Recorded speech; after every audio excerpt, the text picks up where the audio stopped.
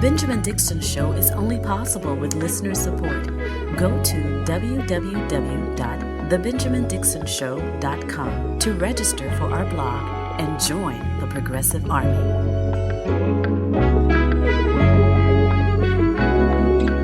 Today is Friday, June 30th, 2023. Thank you so much for joining me. We are at the high watermark of white backlash, white lash in American history, and I would argue in world history. This is the high watermark. This has been one of the most eventful and successful periods for white grievance politics, white supremacy for sure, and the backlash against the last 100 years of progress. We haven't really had a very long period of progress in America, and we are seeing the culmination of all of the efforts from white supremacist organizations who have been investing quite a bit of money for years to target and overturn some key decisions. Affirmative action was one of them. This was headed up by an operative, a political operative by the name of Ed Blum, who is the founder of Students for Fair Admissions, which is the organization that brought this case for Asian students, allegedly for Asian students. Now, Ed Blum is a white man who has committed his life to opposing affirmative action. He was behind the case of Abby. I forgot Abby's last name in the Texas University admissions case years ago that went to the Supreme Court. He has been investing all of his time and money. His entire life has been invested. This white man's life has been invested in overturning affirmative action. He couldn't do it with Abby, so he spent years. Literally, there were landing pages where he was recruiting Asian students to join this lawsuit, and he found several who were willing to do this and take this all the way to the Supreme Court. And now, as a result, affirmative action has been undone, has been reversed in this country. Again, this is the high watermark for white supremacy. If you look at all of their achievements from affirmative action to Roe versus Wade to the ongoing attack on marriage equality and the LGBTQIA community, this is like Christmas for them. Christmas in the early July, right? July starts tomorrow. This is Christmas for them. But I understand what this is. This is the death pangs of white supremacy. It's dying. Doesn't feel like it. It doesn't feel like it. No. I know this is a really frustrating time for everyone. I'm not really going to play a lot of audio today because really the audio is either conservatives celebrating their victories, sticking it in the eye. It's not enough for them to get their wins. They love to stick it in your eye and twist it, and because they want to trigger you on top of everything else. That's what they want, which is why I'm not going to play any of the audio, and I have completely and totally released myself from the fury because it deserves. Don't let them fool us, right? They want to trigger us, and they want to enrage us because of their disingenuous arguments, even the one that was written by Clarence Thomas, a disingenuous argument that was shredded by Ketanji Brown Jackson. Shredded. They want these disingenuous arguments to trigger us because they really do want us to see how much they can get away with because of how much this country capitulates to white supremacy. We are literally living in a time where the most infantile and fatuous arguments, they're not even arguments, all right? They're bad faith arguments, if anything, but they take false premises and they take them all the way to the Supreme Court. They would take a false narrative and take it all the way to the Supreme Court. And so long as they had activist judges on the court that were willing to go along with this bad faith argument, these disingenuous arguments, they get the impact of law. That's what I've been talking about. That's the critical mass. And with the Supreme Court cases, they get so much more bang for their buck. They just really have to stay the course to make sure that they can, find a plaintiff and get standing and, take it before all the lower courts. And then eventually, it takes time to get it to the Supreme Court. But once the Supreme Court makes that decision, it has the impact of law all over the country. And this has been one of the most successful runs for the conservative movement in our lifetime.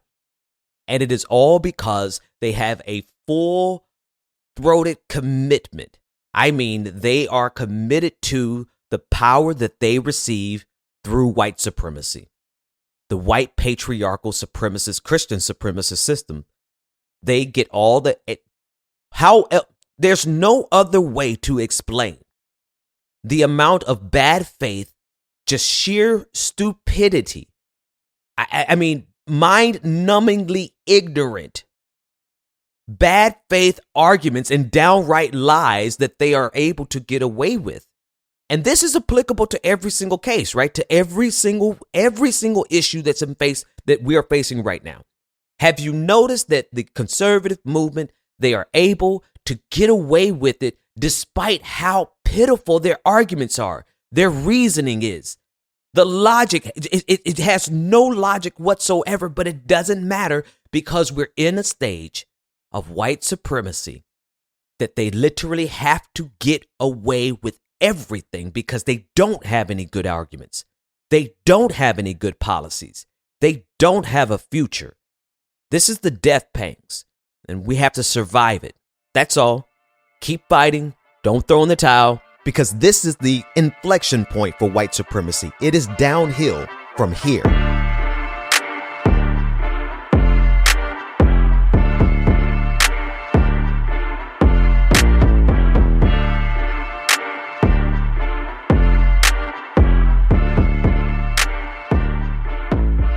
This morning's episode is going to be brief. I'm not going to hold you long today.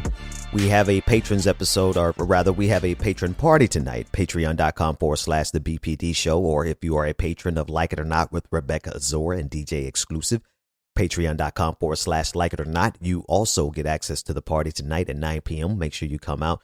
We're going to celebrate regardless. We're going to have a conversation. We're going to dance. We're going to talk, whatever. We're going to live our lives. And we're going to continue our fight, because that's ultimately what the other side wants the most. They want us to lay down. They want us to become so disillusioned.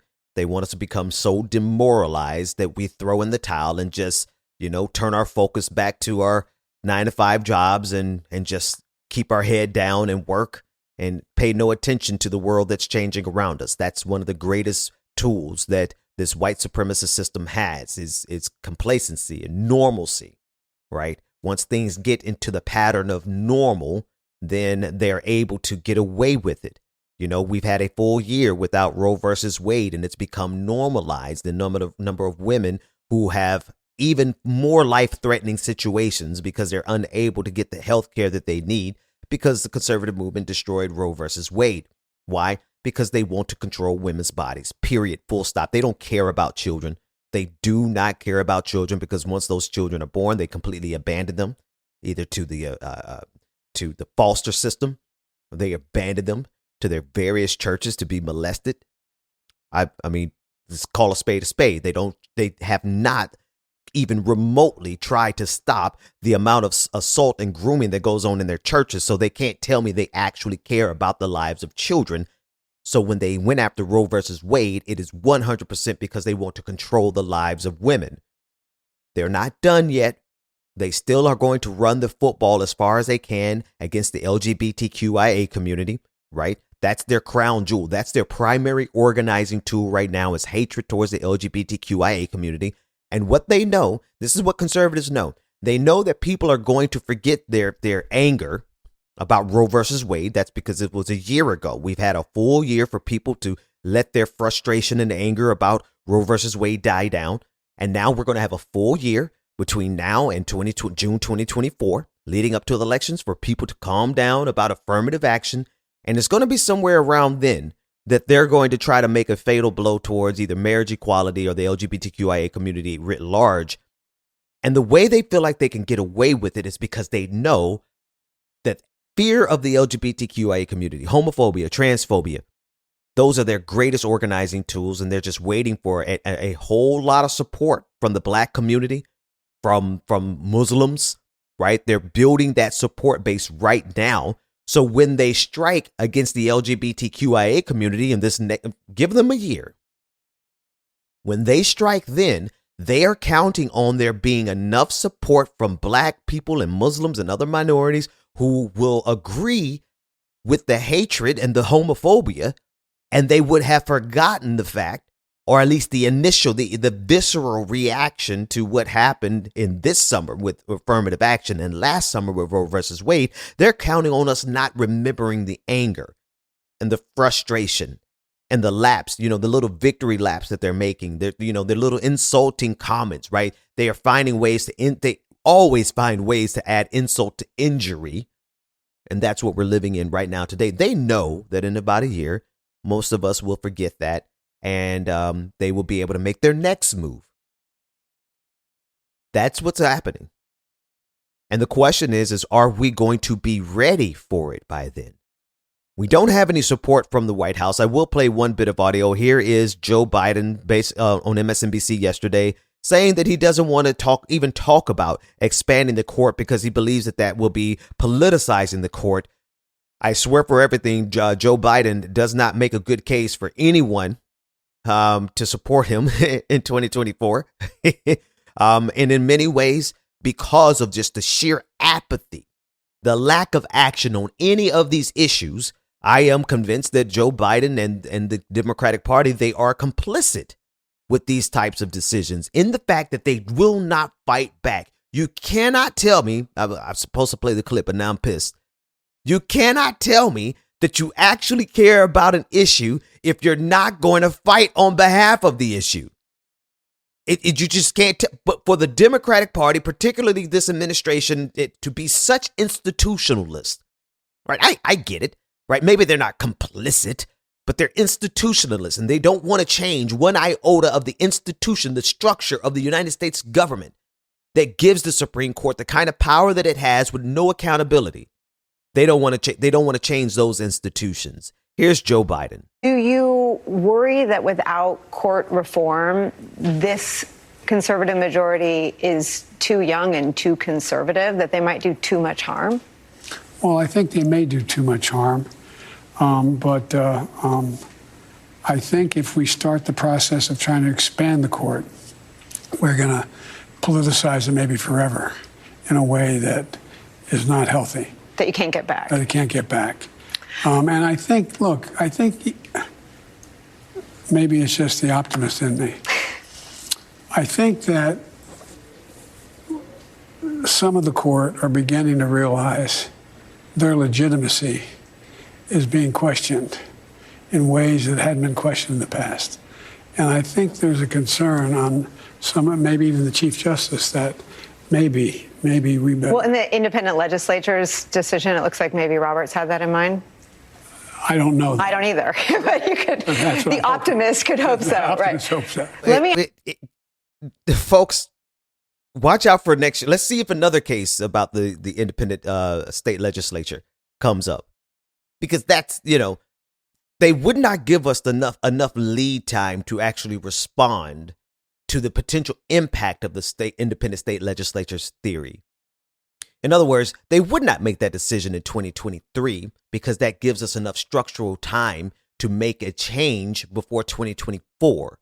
So look in June 2024 for another case to have come around that would give them the opportunity to sandbag the 2024 election. Now, if Joe Biden's team is not gaming this out like that, if they're not really just sitting back and realizing, okay, the Supreme Court has had the methodology, this is their MO, what do? They will give a little bit and take a lot, and they will spread it out over several years. They would not have given us Roe versus Wade and affirmative action in the same year, so they space it out. They are not going to give us an independent state legislature theory and affirmative action in the same year, so they space it out. They're not going to do all of that, and especially with enough lead time for us to structurally prepare to have a response. And so Joe Biden is sleeping at the wheel. Again. Anyway, we'll be back after this break. Go to www.patreon.com/The BPD Show and get twice the content and unfiltered interviews without any of the commercial interruptions. And here we go. Very special welcome to our newest patron, Tommy. Tommy, this entire patron party is for you. Turn it up.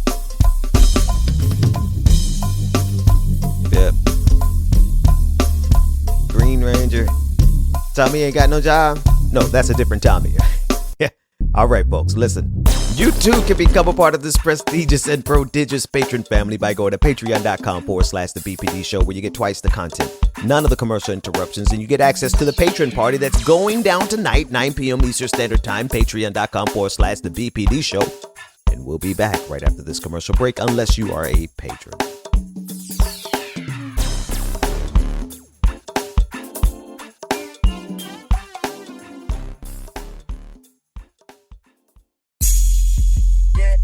Welcome back to the Benjamin Dixon Show. Visit us online at thebenjamindixonshow.com. Yep. Welcome back. So yeah, no, I believe I'm going to get out of here. Just a brief show this morning. Mainly wanted to let you know that tonight there is a patron party. Please come out and have a great time with us. We need to see each other and to fellowship, especially during this season, which I believe is the inflection point, because this is the high watermark.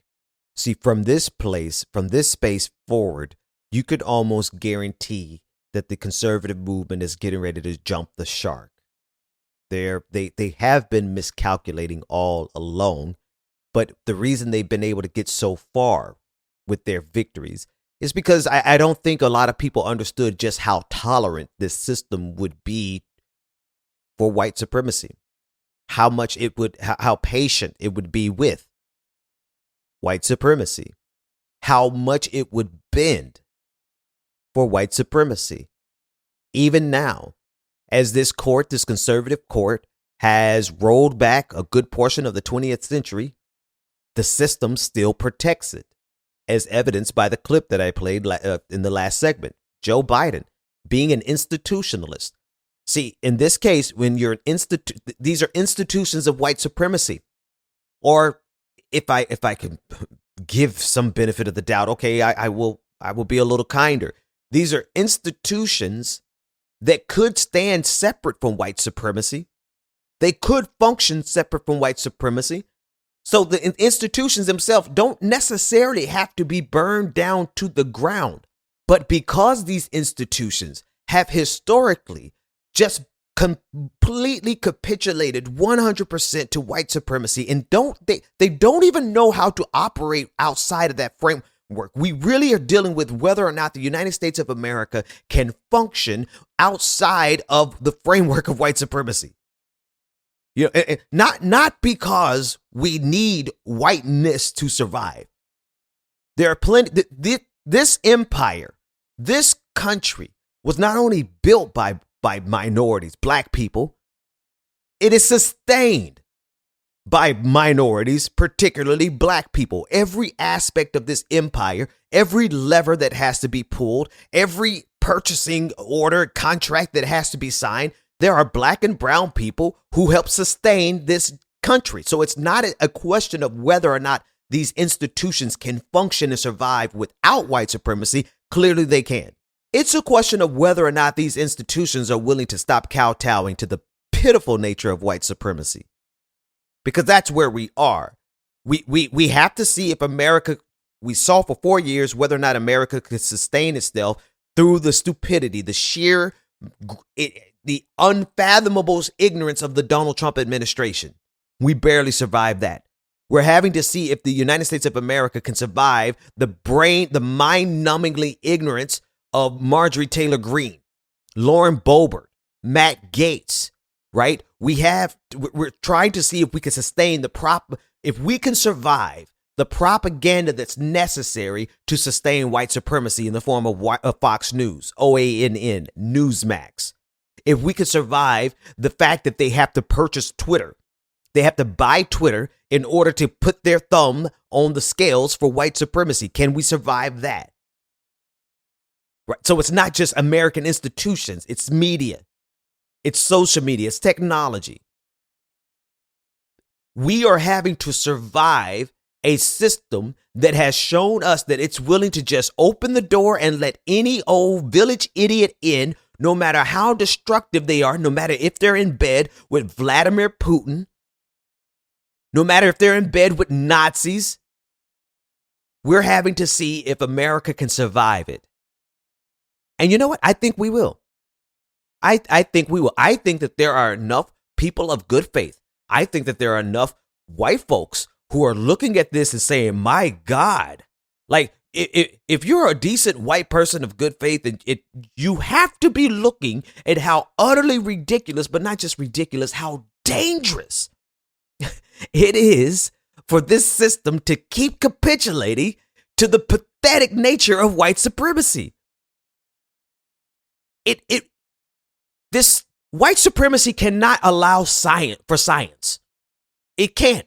White supremacy must reject science because science is a threat to white supremacy because it is sustained. White supremacy is sustained by ignorance, by backwards thinking. It's sustained by rejecting science. COVID-19 is the best example of that right now. They're willing to die. We're dealing with an ideology that's willing to die, not only die themselves personally, but they're willing to kill their own kids. See, that they're willing to not get their children vaccinated and send them back out into these petri dishes called schools and make sure that nobody wears a mask. They were willing to kill their own children. They just want to be. This is what is required for white supremacy to stay where it is. We are at the apex of white supremacy, which means we are also at the apex of the amount of ignorance that's necessary to keep it in power. So it's downhill from here. The only question really is it downhill from here because we make the decision to get rid of it? Or is it downhill from here because, well, we're downhill as an empire, because America is destroyed, because it would not relinquish its love affair with white supremacy.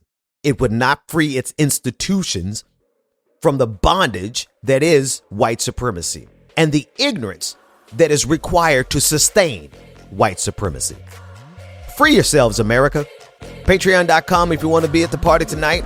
If not, I will see you Monday. Love you, mean it.